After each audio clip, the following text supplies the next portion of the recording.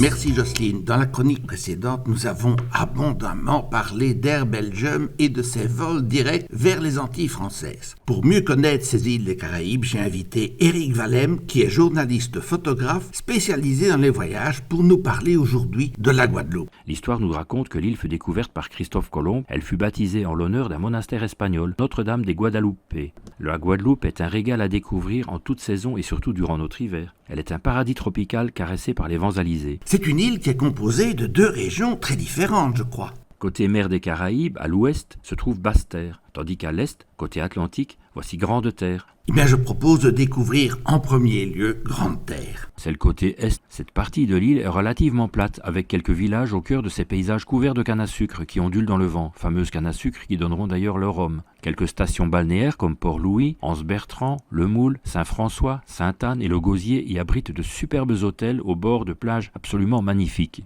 La bourgade de Morne-à-l'Eau possède un incroyable cimetière très visité, avec ses tombes et ses monuments aux carreaux noirs et blancs. Une visite très sympa à faire, et joyeuse d'ailleurs. On y joue de la musique, il y a des visites guidées. Alors à ne pas manquer également le nord de l'île qui mène vers la pointe de la Grande Vigie et ses falaises impressionnantes. Puis la route passe près de la pointe des Châteaux. Alors la pointe des Châteaux, c'est un bout du monde comme on les aime, qui plonge vers l'est et aligne quelques rochers battus par les vagues. Une promenade mène vers le sommet de la pointe et offre des vues sur l'océan avec parfois les baleines qui passent au loin. De l'autre côté de l'île se trouve Basse-Terre. Elle n'est pas basse du tout d'ailleurs, ni plate ni banale. Elle dresse au contraire une imposante chaîne montagneuse, avec un volcan éteint au sud, le fameux volcan de la Soufrière et ses 1467 mètres de haut. Un paradis pour les randonneurs. Les plus courageux d'ailleurs partent à la conquête du sommet. On traverse également des forêts profondes, riches en plantes rares et en orchidées secrètes. Des balades et des randonnées sont proposées sur ce coin de l'île, à la rencontre des arbres séculaires couverts de lianes qui cachent de magnifiques chutes d'eau au bout du chemin, comme celle du Carbet, de la Lézarde.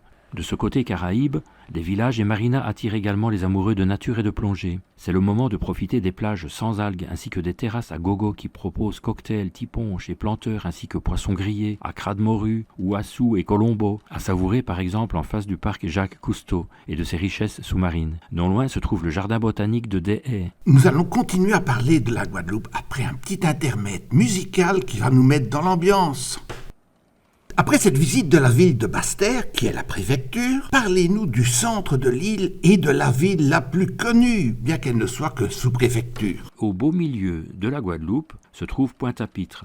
C'est la ville principale avec l'aéroport international. Alors on visite le quartier du port avec le musée Schœlcher qui raconte l'abolition de l'esclavage en 1848. Ne pas manquer également les marchés, ils sont très colorés. Il s'agisse de celui de Saint-Antoine, qui est un monument historique pour son architecture, ou le marché de la Darse, mais il y en a un peu partout sur l'île et ils ont lieu quasiment tous les jours. Alors tissus et vanneries, madras et paréos, de toutes les couleurs avoisinent les souvenirs et les fruits, les légumes, les épices et les plantes médicinales, qui rivalisent avec les rhums arrangés et autres rhums normaux et autres bois bandés et filtres d'amour, etc. Nous avons parlé de ce qu'il y avait à visiter, il y a aussi de la plage et le farniente, mais qu'est-ce qu'il y a d'autre comme activité sur l'île ? En plus de la plage et du farniente, il y a les activités aquatiques, la natation, le standing paddle, la plongée, le snorkeling, la voile. Côté terre, il y a tout un patrimoine de culture et de nature à découvrir, avec les fameuses rhomeries ou distilleries, où l'on fabrique le rhum bien entendu. Alors là, il y en a plein. Distillerie d'Amoiseau, distillerie Bologne, distillerie du Père là-bas. Il y a également des jardins, des marchés, des petits musées, des randos nature et de la musique en soirée dans les bars. La musique zouk, le guoka, la biguine.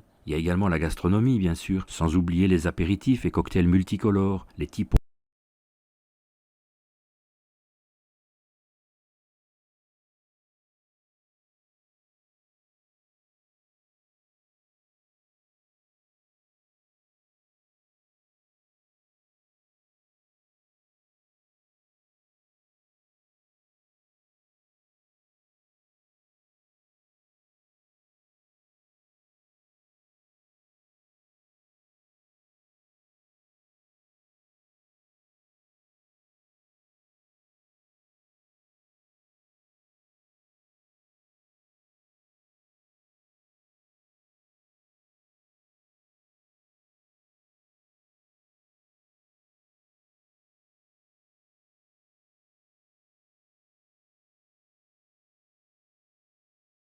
L'art de vivre des Caraïbes. On a parlé de la Guadeloupe.